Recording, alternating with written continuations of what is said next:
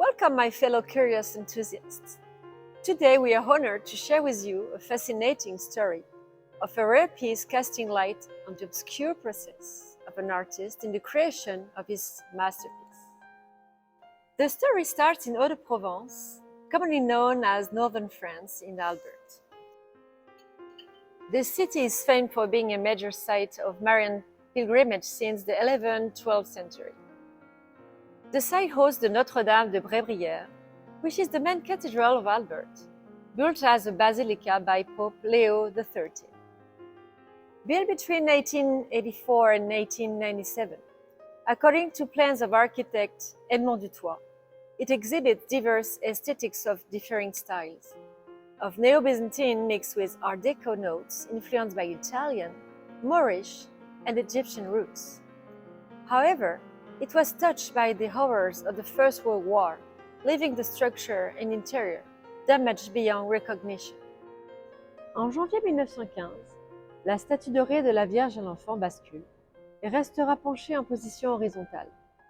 De 1915 à avril 1918, elle restera ainsi, tendant la main sur la ville.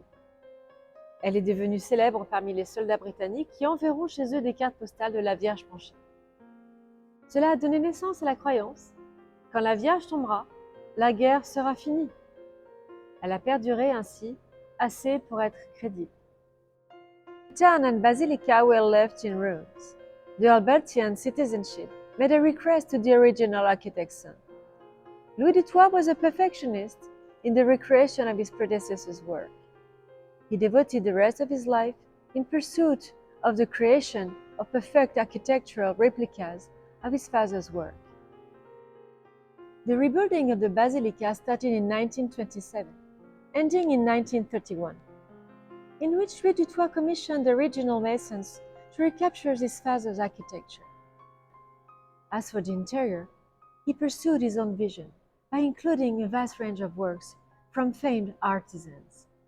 These aforementioned works include glass murals by André Bourgeois, mosaics by Jean Godin, stained glass windows by Jacques Rubber, and of course, mountain paintings by Jean Theodore Dupas.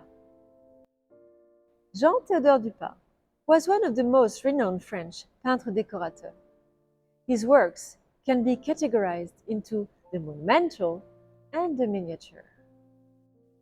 Il garde toutefois une prédilection pour les œuvres monumentales.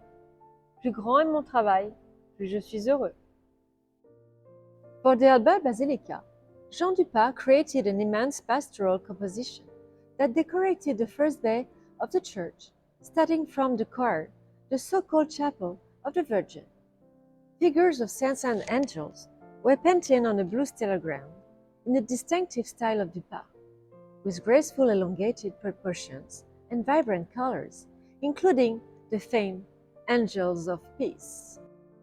The Angel of Peace are a body of work that include an angel leaning on her knees, while the other stands carrying a dove in her hands.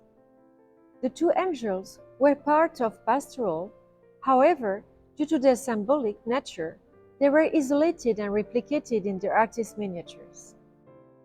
Dupas' artistic process was painstaking, making the pastoral take several years to complete.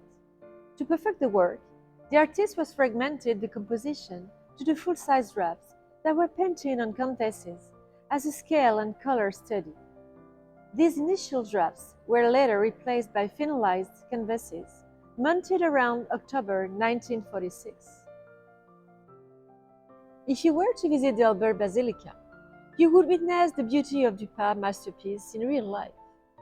While visiting Cabinet of Curiosity, you can discover this rare find of Dupas' artistic process in a fragment, simply deemed an angel.